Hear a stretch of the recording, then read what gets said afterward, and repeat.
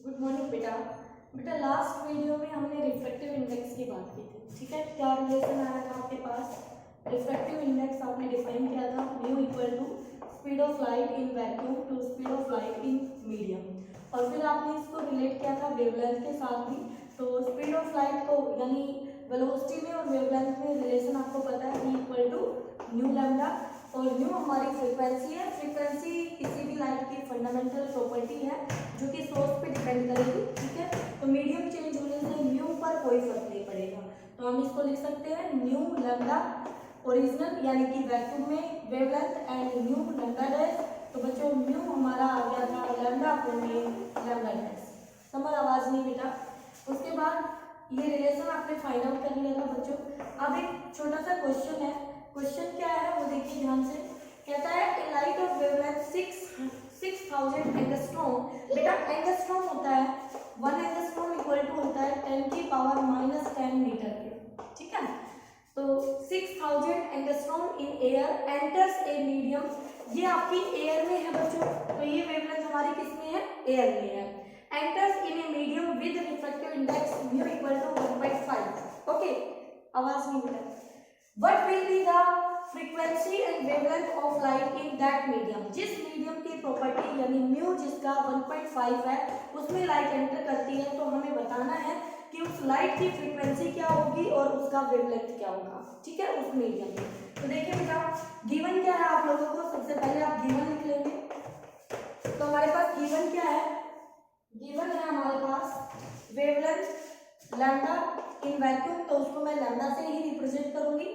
तो 6000 इंटू 10 की power -10 metre हम इसको लिख लेंगे।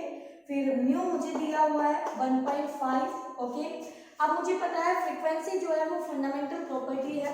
तो आपको पता है फ्रीक्वेंसी का relation v equal to mu lambda होता है। तो v यहाँ सी लेके चलोगे बेटा वैक्यूम में, और ये हो गया म्यू लैम्डा। तो यहाँ पर लैम्डा गिवन है बच्चों और c मुझे स्पीड ऑफ लाइट पता है, तो मैं न्यू फ्रीक्वेंसी निकाल सकती हूँ। तो दिस इंप्लाइज आपके पास जो न्यू होगा क्या वो c अपॉन में लैम्डा आ जाएगा। c हमारे पास 3 इंटू 10 की पावर 8 मीटर पर सेकेंड वैक्यूम में स्पीड ऑफ लाइट ये होती है, अपॉन में लैम्डा है हमारा 6 इंटू इसको मैं लिख सकती हूँ 10 की पावर, बेटा यहाँ पर 3 प्लस है और 10 माइनस है तो नीचे बच जाएगी -7।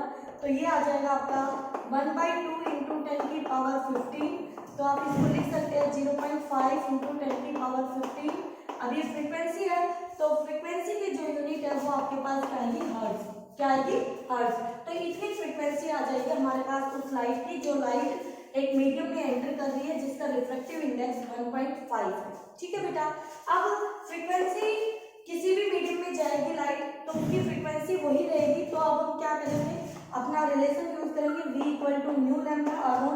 तो जिस मीडियम में स्पीड उसकी v है उस मीडियम में उसका वेवलेंथ लैम्डा डैश हो जाएगा और फ्रीक्वेंसी सेम रहेगा बेटा। तो देयरफॉर यहाँ से लैम्डा डैश हो जाएगा हमारा v अपॉन में न्यू।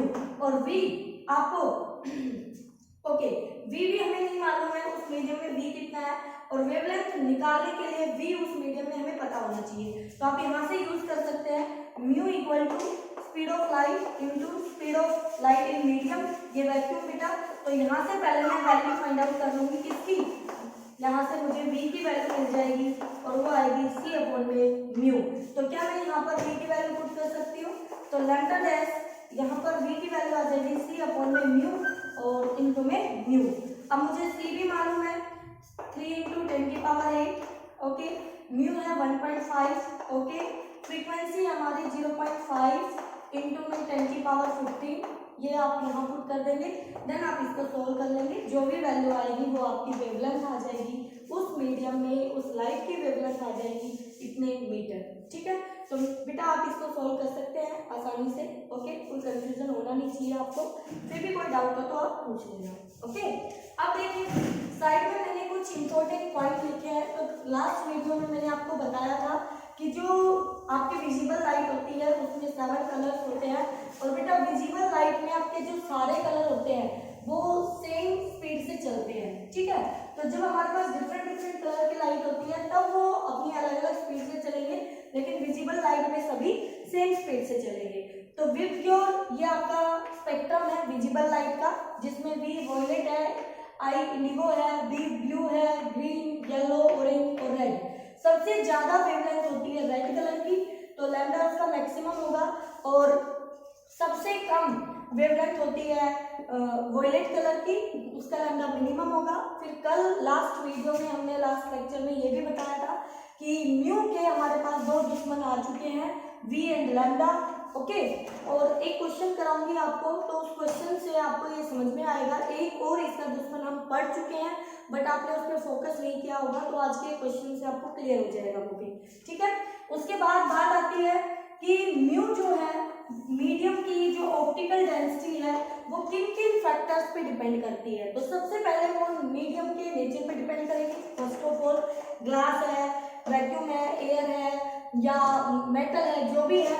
और दूसरा है टेम्परेचर ऑफ मीडियम, उस मीडियम का टेम्परेचर, क्योंकि आपको भी पता है बेटा कि जो हमारा अर्थ के चारों तरफ जो एनवायरनमेंट है, आपने एक बेसिक क्वेश्चन आपने पढ़ा होगा ट्विंकलिंग ऑफ स्टार का, ठीक है। तो वहाँ पे रिफ्लेक्शन आता है लाइट का, रिफ्लेक्शन की वजह से जो लाइट है, जो स्टार्स है वो अपनी एक्चुअल पोजीशन से दूर दिखाई देते हैं। तो एटमॉस्फेयर में एयर होती है, लेकिन अर्थ के सरफेस के नजदीक वो एयर ज्यादा डेंस है और फिर धीरे धीरे उसकी डेंसिटी कम होती जाती है, तो वो ऑप्टिकली रेयर होता जाता है जैसे जैसे हम सरफेस से दूर जाते हैं। इसी तरह लैम्डा आएगा कि उस मीडियम के ऊपर किस कलर की वेवलेंथ डाली जा रही है, तो इस बात पे भी म्यू डिपेंड करेगा, क्योंकि ज्यादा वेवलेंथ के लिए म्यू कम ऑफर होगा और कम वेवलेंथ के लिए म्यू ज्यादा ऑफर होगा, सेम उस मटेरियल के लिए, ठीक है। तो अब आता है हमारे पास नेक्स्ट टॉपिक, जो हमारा मोस्ट इंपोर्टेंट टॉपिक है, laws of refraction. Laws of refraction बेटा फर्स्ट लॉ क्या कहता है इसका? फर्स्ट लॉ ये कहता है कि जहां भी जिस इंटरफेस पे रिफ्रैक्शन होता है तो वहां पर तीन चीजें होती हैं आपके पास, incident ray, refracted ray and normal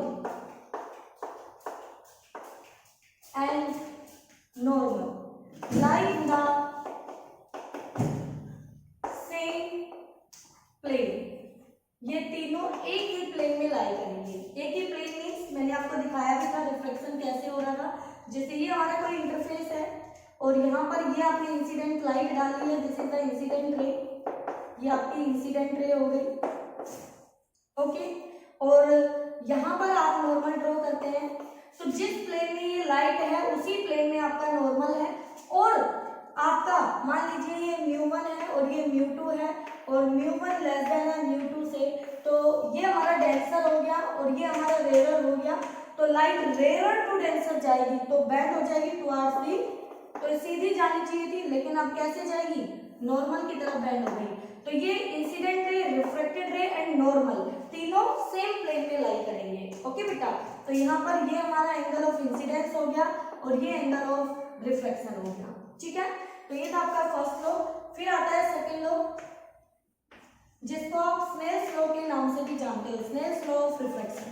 तो इसका स्नेल्स लॉ ऑफ रिफ्रैक्शन भी हम कहते हैं, ठीक है। ये लॉ क्या कहता है, ध्यान से सुनिएगा। ये कहता है कि यहाँ पर जो प्रोडक्ट होती है एक गिवन मीडियम की, जहां पर आपका लाइट रे किसी इंटरफेस पर इंसिडेंट हो रही है, तो product of refractive index of medium and sine of angle of incidence is constant at the interface of the given surface, ठीक है। तो आप यहाँ पर ये कह सकते हैं कि जो म्यू है, म्यू इनटू में साइन आई आपका क्या होगा? कांस्टेंट होगा। एक तरह से हम इसको ऐसे भी डिफाइन करते हैं। दूसरा आप इसको ऐसे डिफाइन कर सकते हैं, चलो मैं यहीं पे बता देती हूँ कि यहाँ पर जो रेशियो होता है sine of angle of incidence to sine of angle of refraction is constant. ये क्या होता है? एक कांस्टेंट होता है। और ये किसके इक्वल आता है हमारा? ये इक्वल टू आता है बेटा refractive index of second medium to refractive index of first medium, या final refractive index of final medium to refractive index of initial medium, ठीक है। और यहाँ पर इसी चीज को आप ऐसे लिख सकते हो, जो ये रिजल्ट आप मैंने यहाँ पर लिखा है, और अगर हम इसको ऐसे लिखते हैं तो sine μ1 sine i equal to μ2, ये μ2 साइन r, और बेटा ये दोनों इक्वल है, इसका मतलब ये जो टर्म है इसकी जो प्रोडक्ट है, यानी कि एक इंटरफेस मीडियम पर जहां पर रिफ्रैक्शन टेक प्लेस हो रहा है, तो वहां पर उस मीडियम का रिफ्रैक्टिव इंडेक्स और उस मीडियम में जो एंगल आपका बन रहा है नॉर्मल के साथ रे का, वो साइन ऑफ दिस एंगल, उन दोनों की प्रोडक्ट क्या होगी, कांस्टेंट होगी। और बेटा इसी को आप स्नेल्स लॉ के नाम से जानते हो, तो sine i by sine r equal to μ2 by μ1, this is the Snell's law, ये हमारा क्या है, स्नेल्स लॉ है, ठीक है। अब इसको अच्छे से देखिए आगे क्या कहता है, इसलिए ध्यान से, अगर हमारे पास जो दो मीडियम है और उन दोनों मीडियम में से एक मीडियम हमारा एयर हो, किसी भी मीडियम के नेबरिंग में एयर मीडियम हो, तो जो स्नेल्स लॉ का जो फॉर्मूला होगा, इफ फर्स्ट मीडियम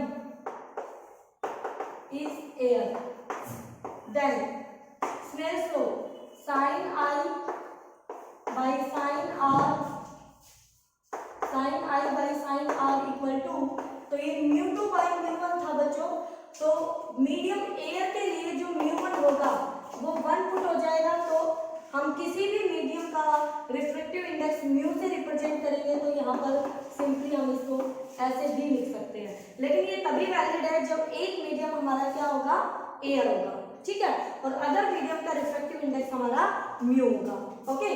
तो यहाँ से sine i by sine r equal to आ जाएगा म्यू, ध्यान से देखिए, ठीक है। अब इसमें एक बहुत अच्छा क्वेश्चन आता है आपके पास कि यहाँ पर आपको तीन अलग अलग मीडियम दिए जाएंगे, कैसे दिए जाएंगे देखना। फर्स्ट मीडियम तो एयर है, सभी में कॉमन है, first medium air, first medium air, और यहाँ पर एक लाइट रे इंसिडेंट करवाई है, तो बेटा मैं पहले नॉर्मल ड्रॉ कर देती हूँ सभी में, ताकि मैं सेम एंगल उनके रिस्पेक्ट में इंसिडेंट रे सही से बना सकूँ। दिस इज द आई, फिर यहाँ भी उतने ही एंगल पे लाइट रे हमने इंसिडेंट कराई आई, और यहाँ भी हमने उतने ही एंगल पे लाइट रे इंसिडेंट कराई आई, तो तीनों में एंगल ऑफ इंसिडेंस हमने कॉमन रखा है, ठीक है बेटा। अब जो ये मीडियम है, तो ये मीडियम 1 है, मीडियम 1 जिसका म्यू 1 ले लीजिए आप, ओके, और इसका कॉमन हो गया, तो यहाँ पर इसका म्यू 1 ले लिया, ये मीडियम 2 ले लिया हमने, इसका म्यू 2 ले लिया, और ये मीडियम हमने 3 ले लिया, और इसका म्यू हमने 3 ले लिया।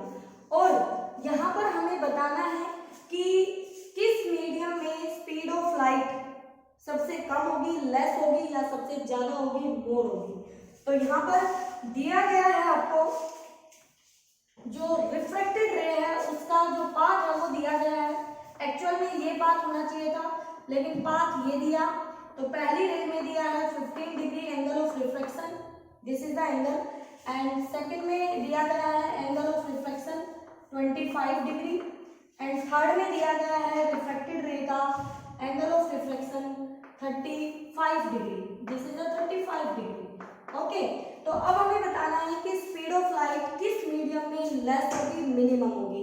तो बेटा जी इस फॉर्मूले में आप ध्यान से देखें, तो यहाँ से भी बता सकते हैं, अदरवाइज एक बेसिक मैंने आपको बताया था कि म्यू जो है वो दुश्मन है v का, स्पीड का, तो जिसका म्यू ज्यादा है, जिसका म्यू ज्यादा है, अब अगर मान लीजिए म्यू भी नहीं दे रखा है हमें, तो हमें अब रिलेट करना है एंगल ऑफ रिफ्लेक्शन को म्यू के साथ, एंगल ऑफ रिफ्लेक्शन को म्यू के साथ। तो आपको अच्छे से पता है, मैं अब यहाँ पर दिखाती हूँ आपको, ये फॉर ए गिवन मीडियम, किसी भी मीडियम के लिए ये अगर लाइट रे है आपकी, ये एंगल ऑफ इंसिडेंस है। अब अगर यहाँ पर ये वाला मीडियम, ये तो एयर मान लीजिए, और ये कोई भी मीडियम है, डेंसर मीडियम है, ये रेयर मीडियम है, तो इस डेंसर मीडियम को पहले ऑप्टिकली लेस डेंस रखा, तो लेस डेंस रखा, तो ये इस अपनी ओरिजिनल डायरेक्शन से कम डेविएट होगी, इसकी स्पीड कम डिक्रीज करेगी। अगर इसकी डेंसिटी को बढ़ा दिया तो इसकी स्पीड और ज्यादा डिक्रीज करेगी, ये और ज्यादा डेविएट होगा, एंगल ऑफ रिफ्लेक्शन और कम हो जाएगा। और डेंस कर दिया तो एंगल ऑफ रिफ्लेक्शन और घट जाएगा, और डेंस किया तो एंगल ऑफ रिफ्लेक्शन और कम हो जाएगा, स्पीड और कम हो जाएगी लाइट रे की। इसका मतलब ये हुआ कि जो म्यू है, म्यू वो एंगल ऑफ रिफ्लेक्शन का भी दुश्मन है। देख लीजिए ध्यान से, म्यू जैसे जैसे बढ़ रहा है इसका म्यू, वैसे वैसे एंगल ऑफ रिफ्लेक्शन डिक्रीज होता जा रहा है। तो एंगल ऑफ रिफ्लेक्शन जिसका कम है उसका म्यू सबसे ज्यादा है। तो आप यहाँ से डायरेक्ट एंगल देख के म्यू बता सकते हैं। तो सबसे कम एंगल ऑफ रिफ्लेक्शन 15 डिग्री में है फर्स्ट मीडियम में, तो हमारा म्यू1 जो है वो सबसे ज्यादा है, फिर म्यू2 है और सबसे लेस डेंस है म्यू3। ठीक है, तो पहला रिलेशन तो मैंने यहाँ दोनों की तीनों की प्रॉपर्टी को ऑप्टिकली जो डेंसिटी है उसको रिलेट कर दिया है। अब आ जाते हैं म्यू और वी में। ठीक है, तो जिसका म्यू ज्यादा होगा उसका वी सबसे कम होगा, तो सबसे कम वी इसमें होगा फर्स्ट केस में। तो यहाँ पे v1, इसको मैं v2 कह देती हूँ और इसको मैं v3 कह देती हूँ, तीनों की स्पीड अलग अलग होगी। तो सबसे कम जो स्पीड होगी वो v1 की होगी, तो v1 सबसे कम होगी, उससे ज्यादा v2 होगी और सबसे ज्यादा v3 होगी, क्योंकि उसमें सबसे लेस डेंस है वो मीडियम आपका, तो उसमें सबसे ज्यादा स्पीड आ जाएगी आपकी। तो फर्स्ट वे तो ये है, आप यहाँ से बता सकते हैं कि लाइट रे कौन सी स्पीड ली जाएगी और कौन सी स्लो किसमें स्लो जाएगी। दूसरा आप यहाँ से भी रिलेट कर सकते हैं, यहाँ से इस वाले फॉर्मूले से इस म्यू को आप लिख सकते हैं, ये म्यू है speed of light in vacuum to speed of light in medium. ठीक है, तो अब यहाँ से डायरेक्ट आप बता सकते हैं कि अब इन दोनों को अगर मैं ध्यान से देखूं तो वैक्यूम में तो सभी की सेम है, सी है, आई एंगल ऑफ इंसिडेंस भी सभी का सेम है।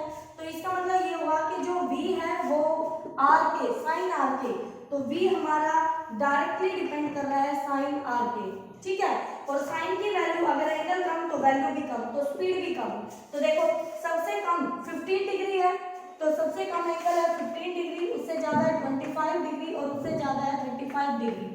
तो यहाँ पर साइन की वैल्यू सबसे कम होगी 15 डिग्री, उससे ज्यादा होगी साइन 25 डिग्री एंड सबसे ज्यादा होगी बेटा साइन 35 डिग्री। तो अब आप यहाँ इजीली बता सकते हैं कि जिसकी वैल्यू ये, जितनी वैल्यू उतनी स्पीड, तो जिसमें वैल्यू कम उसमें स्पीड भी कम, यानी v1 सबसे कम, फिर v2 एंड v3 सबसे ज्यादा। तो यही रिलेशन आपका यहाँ आया था, तो ये इसका सेकंड वे हो जाएगा इसको कैलकुलेट करने का। ठीक है, तो बेटा यहाँ तक आप अच्छे से करें इसको, कोई भी डाउट हो किसी भी तरह का तो आप पूछें। ठीक है, ओके।